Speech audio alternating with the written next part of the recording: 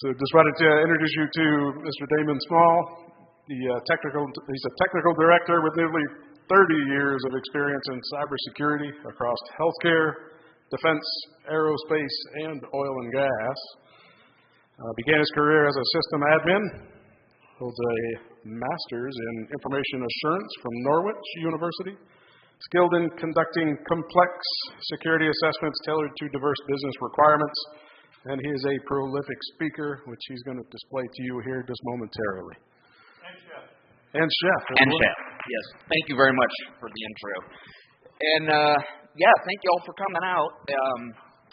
Just out of curiosity, it's not a requirement. There's no prerequisites for this, but were any of you here for part one of this last year? Some of you, okay, all right. So it was thanks to your suggestions to do a part two, and I'll kind of do a recap a little bit, and then we'll go into part two. See you, Michael. All right, good. So yes, I am Chef. I'm a member of the board of directors for a company called Escape. We're based in Los Angeles, but I'm ostensibly semi-retired, so I know the folks at Escape, and they asked me to join their board, but other than that, I decided to take a break and just do this and go to conferences for a living, I guess. So let's get to it. So as was said in the introduction, prior to going into semi-retirement, I've been a pro geek for 30 years, on the board with Escape. I've spoken at DEF CON a few times. That's always great fun. I've been a shepherd with the Packet Hacking Village and the Wall of Sheep for 11 years now, and I just last year finished up my second year as lead goon for the communities department. And if you ever decide you want to be a goon, absolutely do it. But oh my goodness, every Monday, as I'm sitting on the tarmac getting ready to fly back to Houston, I wonder what in the world I was thinking. But it's a lot of good fun. Native of Louisiana, go Tigers. Any Tigers fan? All right, good. My son and I are going to Baton Rouge in a few weeks to watch LSU hopefully beat his alma mater, Texas A&M. I'll let you know how that goes. I don't know. The way LSU played last weekend, that might be a long game. Got into InfoSec or IT when I was studying music at LSU, and Houston's been my home for 30 years. So that's a little bit about me. Now, special thanks. HUSACon is arguably the biggest conference in the state of Texas. I've known a lot of the showrunners for a very long time. I know how much work goes into putting on such an event, and so thanks to them for doing this. Thanks to Escape and supporting me being here, and Jeremy Scorpion Arthur is a good friend of mine. He helped me with some of this content, and Michael Goff, who left. Hopefully he'll come back so he can heckle me. It's a thing we have going. Because if you remember from last year, thank goodness Michael was able to answer a lot of the questions my audience had when I couldn't. And my wife, an editor. If you are a content creator, always have a good editor. And y'all have heard this joke before, I'm sure. My wife's job is to take out the stupid dad jokes, and I put them back in. And always have a good editor. And of course, you, for giving me some of your time. I realize I've got the coveted right before lunch slot, so thanks for being here. You're in luck, though, because I'm just as hungry as you all are. So I'll try not to prattle on for too long. All right, last season at HUSACon, this was part of my abstract. I talked about that complex attack chain. It was 9 steps, and each step got us a little closer to domain admin and taking over their entire enterprise network. And what I talked about was each step along the way and how we were able to get unauthorized access. And sometimes it was because the team I was a part of was very, very skilled. Sometimes we just got lucky. And sometimes the human users will do silly things. And we took advantage of that. And so what last year when I gave it was wonderful because there were so many questions and so much interest in this attack chain, but a lot of people said, well, let's talk about the defensive side of that. So this season on HusaCon, this debuted last year, as I said. I'm going to return to talk about effective controls to prevent pivoting from host to host. And so we're going to focus on measures that can be that would thwart the pivoting from host to host. And what was interesting when I was putting this together, I realized how few of the controls are actually technical in nature. And I think as computer scientists and hackers, it's really easy to fall in love with the technology, but we have to remind ourselves that it's important to understand the business and how your people are using the information assets to stop them from doing the silly things, which we will talk about. All right, remember this ugly slide? That's the entire 9-step attack chain. It's been obfuscated for my former client's safety. We're not going to go through the whole thing again, but just as a reminder, we started off in step 1. This thing has a... it does. We started off in step 1 by gaining access to Jenkins, which was running on that server. And through Jenkins, by default, you can run scripted commands through the web UI, and those commands are not really checked. So effectively, you have remote code execution through that. From there, we gained access to a file server, and so on and so on. So just as a recap from last year, I feel like I'm returning after a cliffhanger from a TV show or something. So as I said, unauthenticated Jenkins remote code execution. This is a well-known bug. Well, first of all, my first bullet point there, when I was going through my notes from that gig, which was many, many years ago, I realized they were running Jenkins on a mail server. And, okay, why? Why is it on a mail server? It should be on its own dedicated piece of hardware or on a developer's workstation or something. But the config changes that are suggested here were part of a 0-day from 2015. I didn't realize that bug was this old. And unfortunately, if you're not paying attention, by default, the scripting console will be active. Now, the QR code. I know it's unpopular to show QR codes at security conferences, but trust me, I'm a professional.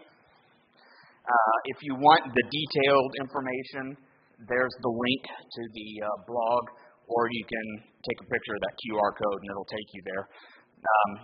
So if you follow those instructions, and I took a screenshot of it here. Now, as you know, those of you that know me well, not a programmer. I cannot write a line of code. But for those of you that are, I'm sure you understand what those commands will do, and that will basically turn off the groovy script functionality within Jenkins. So, and it occurs to me that in addition to not running Jenkins on a mail server, for crying out loud, you probably, who here is familiar with the CIS top 20 controls? Should be everybody in the room, right? What are numbers 1 and 2? Hardware inventory, software inventory. I don't know what the rest of the 18 are because you so rarely get past the first 2. you should know if somebody is running a developmental tool on a mail server, that should be very, very suspicious.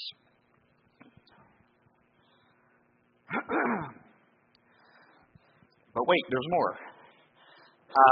These were some suggestions from Jenkins themselves. Sorry, I can't read my own handwriting. Harden the Jenkins controller. As we just talked about, turn off the scripting emulator. Strict asset access control. We were able to, in phase 1, we were not authenticated to the network at all. We had layer 2, layer 3 connectivity, but we were able to access this Jenkins box without credentials at all. Secure your scripting plugins. Okay, we talked about that. There's several things you can do there. But by the way, I should ask, and forgive me, I'm a little under the weather this morning, so I'm not bouncing around as much as I usually do. Who uses Jenkins at your organizations or in your environment, okay? A handful of you. And it's very useful, but follow these instructions to help keep people like me from doing terrible things to it. Isolate the environment, network segmentation, right? That can apply in all kinds of situations. And maintain and monitor your system.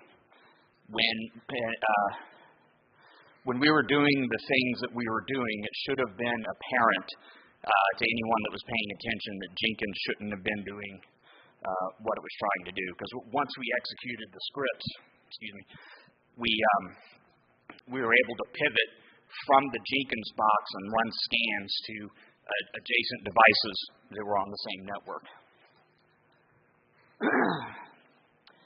Okay, and from the Jenkins server, we found Cylance, which was doing a very good job at stopping us from doing terrible things. It's really good, and any pen tester, when they see Cylance, they're like, okay, it's going to be hard to scrape credentials out of memory, for example. But we found one device that had an old version of the policy applied to it, such that it was allowing us unfettered access to system memory through which we scraped credentials out using mimikatz.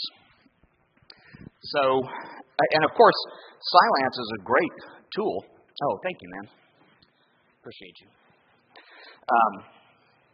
But just this one device that we happened to find that had the improper policy allowed us to execute it. Now, the enterprise console that supports Cylance will tell you what policies are applied. So again, that was a misconfiguration that should have been detected by the systems administrators. Unfortunately, we found it first. So if you're not readily familiar, again, I just took from the OEM's website some of those tips. Hang on, commercial break.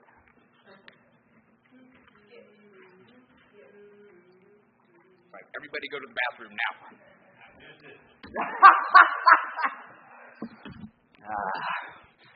So glad you're here, man. And from the command line, you can also check the applied policy in the JSON file that's there. And I'm not going to read that to you because y'all can probably read better than I can. Again, go Tigers. But yeah, those are just some quick and dirty things. And I'm curious, my unofficial co-presenter here probably has some really good advice as well that we'll get to in a minute.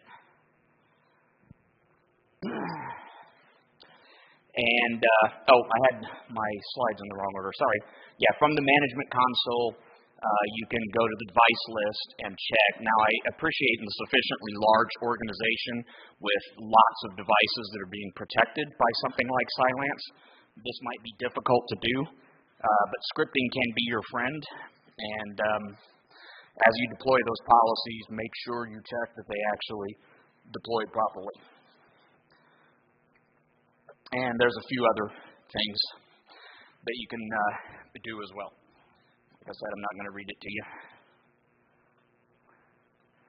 Then from there, we used MassScan to identify hosts that we were confident we could get credentials from. So part of that was just enumerating the heck out of everything. And did I put my stats down in here? So the network engineering team was aware that we were there and doing our thing. So they were kind enough to give us access to their network monitoring tools so we could check CPU utilization because we didn't want to knock over the core of their network, right? So I know they had network monitoring available, but no one outside the network engineering team was using it. And I know that we impacted the performance of those devices because we started, I think we got up to something crazy like 100,000 packets a second, or like a big number. CPU utilization went from around 10%. I got nervous when we hit 30% utilization, and I'm like, I don't really want to go much farther than that. I'm starting to feel bad. So the network team had that, but the internal incident response team either didn't have access to that telemetry or they weren't checking it. But if you know on an average day that your routers and switches are running at a certain utilization and all of a sudden it changes dramatically, that's something that you should look into. And there's ways to do it. I'm not in the business of selling products, but those are some examples of products that will manage or monitor your infrastructure for you. And of course, on Cisco devices, you can just run the show process CPU detailed, and it'll give you all kind of fun stuff. So that's another thing if you're a part of your incident response team or otherwise defending your information assets. Be really careful about understanding what good looks like in your network, and if it deviates from that, then probably do something.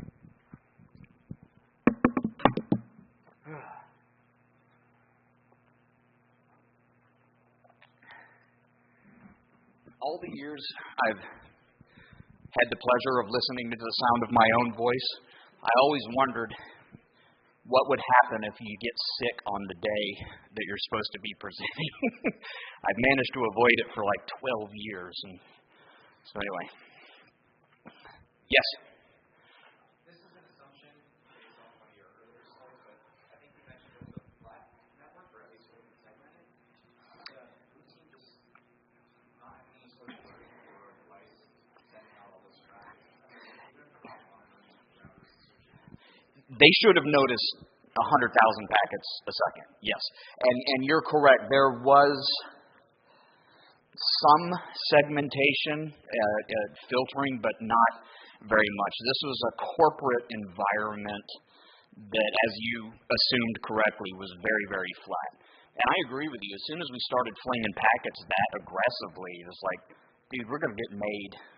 We're 3 days into the gig, and they're going to find us. But they didn't. Now, I'm not at liberty to say who the client was.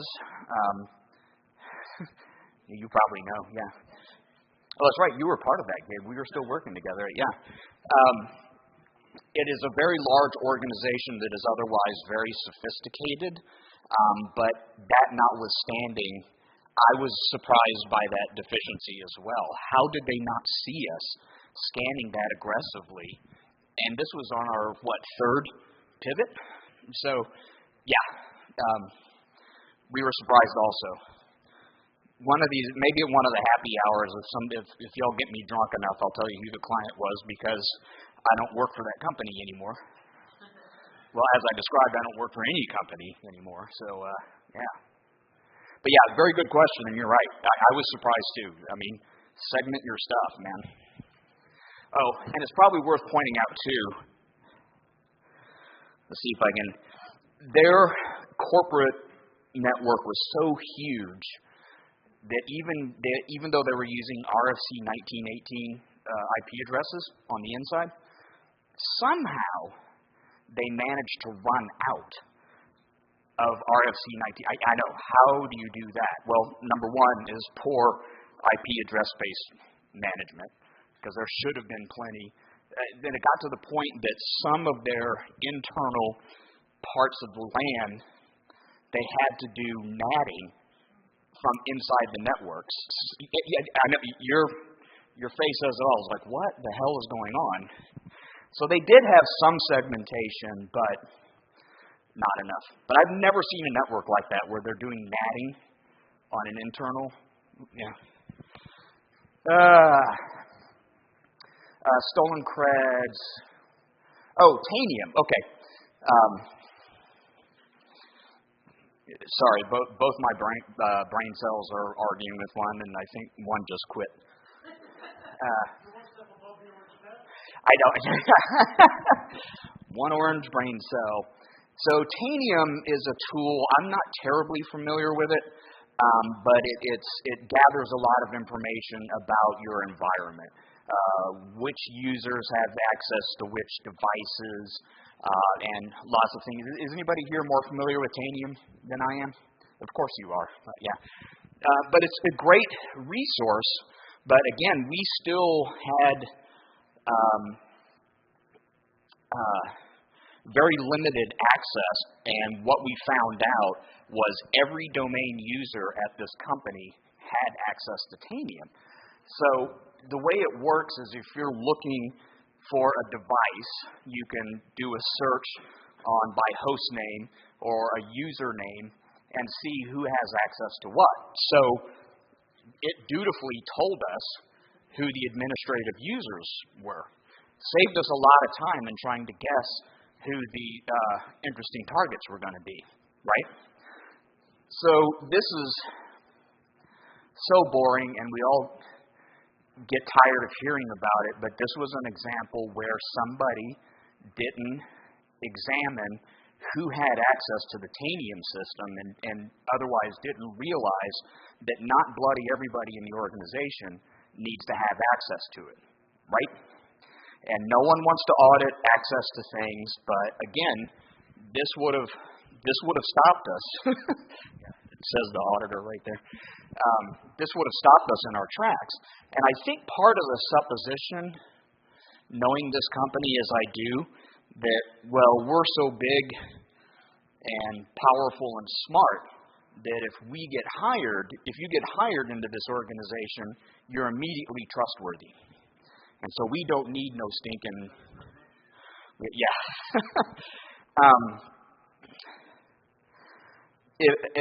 That's at best a silly decision.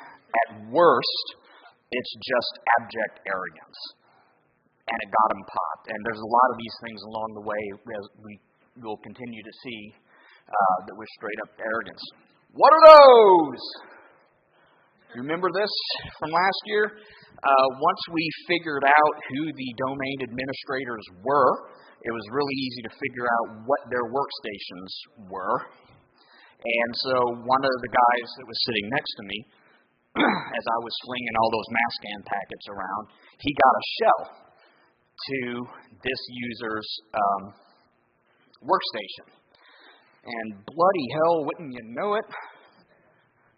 Credentials.csv, credentials admin. Dude. And so he said, hey, Chef, look at this. I'm like, oh, yeah, you've downloaded that already, right? It's like, oh, yeah, I got it. If you're going to store credentials, don't store them in the clear. Or if you insist on putting them in a bloody spreadsheet, maybe don't name it admin credentials.csv. I mean, so, yeah. And this, where was the path on this? This was on his desktop, I think. Oh, yeah. And this is where my buddy Scorpion, Jeremy Arthur, helped me out because he spends a lot more time on defense than I do or did. And he said, obviously, there needs to be a policy that says don't store your freaking passwords in the clear. But, okay, human nature is what it is. We all have shadow IT in our organizations. In addition to having a policy that says don't do that, knock you on the head. In addition to having that, you need to provide an enterprise solution for storing creds safely. There's a lot of ways to skin that cat. Your mileage may vary, but let's face it, if we agree that we're going to have complex passwords and we're not going to reuse passwords, nobody can remember all that. So provide a way for your users to store creds safely and use some sort of enterprise credential management. Thank you. I was just trying to remember, like CyberArk. I had an oil and gas client that used it very effectively, and it was great. It was wonderful. But yeah, I love this slide. It's because when we saw that, I'm like, dude. I mean, I thought it was a honeypot at first. It's like, surely no one is that dumb. Well, in fact, yes. So, yeah, and this is one of those things that, the policy and an enterprise solution might have gone a long way to stopping this. So we use some of those credentials from that spreadsheet to log in locally to a domain controller, and I believe at this point we were able to create a local account on the domain controller. And this is boring, and I know it's not uninteresting, but it bears repeating because this sort of thing still happens. If you've got new accounts popping up, especially on a domain controller, you probably want to know about that. And I get it. Log fatigue is a real thing. If you monitor for everything, then your whole life will just turn into sitting around looking at data center compost or logs. But you should know. There shouldn't be accounts getting created with privileges on a domain controller very often. Would you agree? Or anywhere, any box. Yeah. So, oh, come on now. There we go. So we further, once we had access to the domain controller, there were some other credentials that allowed us to create a new VM in their virtual environment. And we created a new server, mounted the hard drive of the domain controller that we already had access to because we gave ourselves access to it. And we got hashes for all the users and computers, including the Kerberos ticket granting service, which means we were really close to owning them at this time. And we asked the client, hey, we were using their virtual machine for quite a while. And they said if we had kept using the CPU and all the resources of that VM, their bill would have been something like $40,000 for the month or something. And I just thought that was really rubbing salt into the wound because, again, we use their own resources to defeat them. Yes, sir. Was the VM involved in those meetings, or was everything? I don't. I can't imagine we use the client's naming convention. Yeah. Well, and I know for sure once we got to the last step, I know for sure when we created our actual domain admin account, it was obnoxious as hell. It was very clearly, well, I worked for NCC Group at the time. It was like, NCC hacker, something that was clearly not a human. So I imagine we did the same thing with that VM. So we got hashes. Again, if you have a new server showing up in your server farm, whether it's virtual or bare metal, whatever, again, someone should notice that, and there should be change control procedures. If someone can say, "Hey, here's this weird server. Is this actually on the change list? Were we expecting this?" And the answer was no, they were not. So again, I'm going to keep harping on this because I think it's an interesting point. A lot of these things are not technical controls. These are process and procedures. And I know we all got into this industry. We got into this industry because we like playing with other people's computers and expensive toys. But the policy and procedure part of supporting your business and your business's information assets is every bit as important as all the cool hackery things. How many of y'all sit on or are part of your change control process in your organization? A bunch of you. Yeah. It's been a long time since I was on such a change control board, but it can be tedious, right? You're listening to every other department talk about stuff they're going to do, but the reason why those are typically cross-departmental functions is because everybody needs to know what's going on. Let's see. What do I have here? Oh, yeah. And so, we were logged in, passed the hash, created a new user, and then I think it's on the next one. Oh, yeah, okay. We did literally jump up and down and cheer and when... Huh?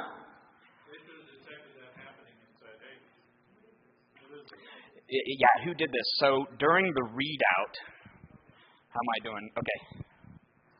Like I said, I'm hungry too, so let's see what else.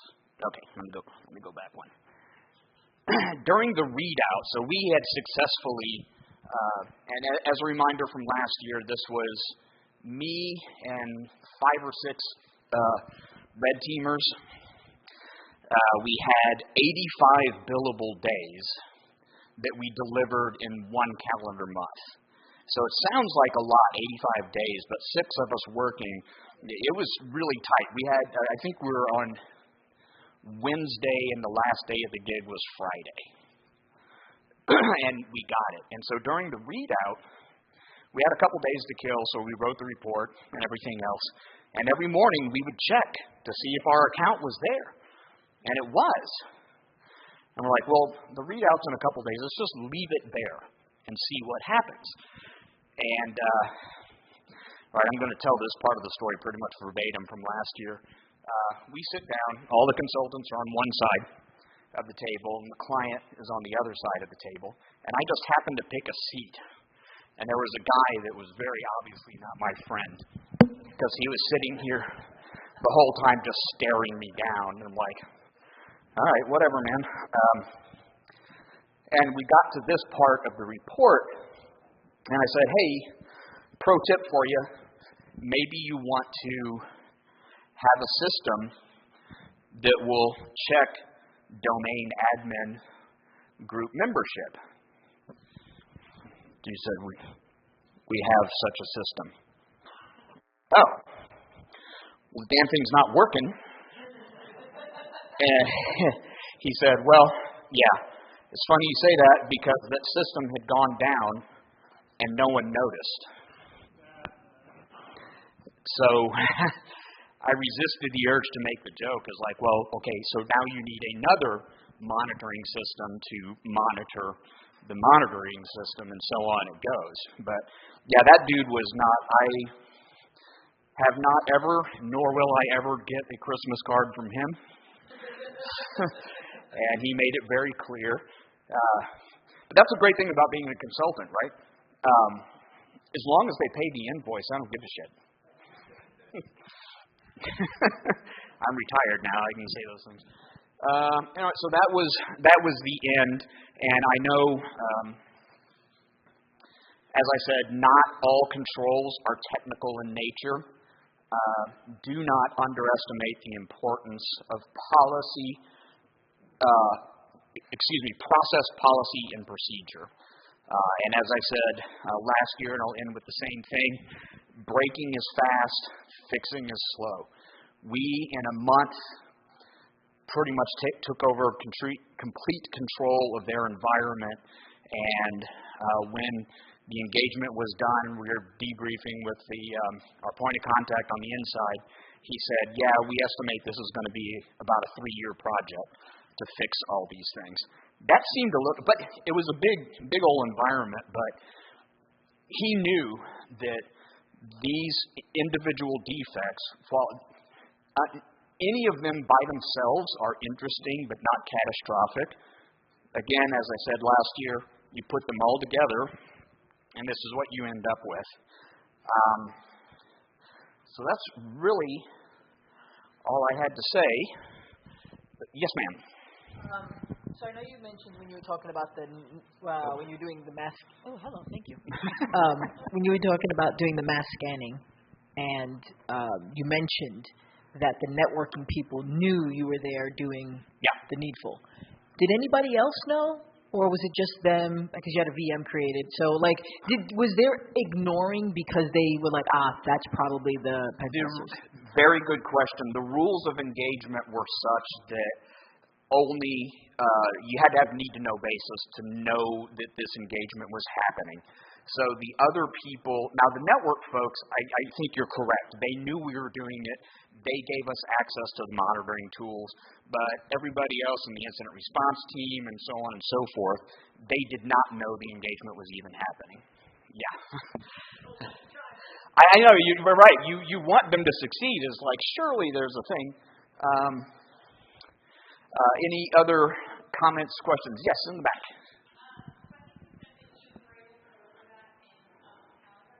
Yes.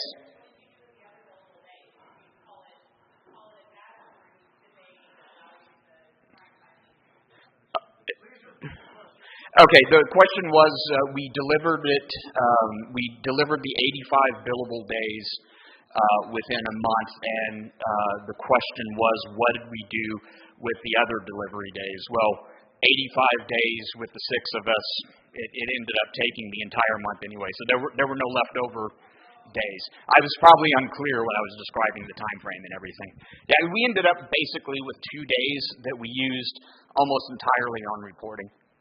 Good question, though. Thank you. Anyone else? Are we all ready for lunch? Yes. Okay. Thanks, boss.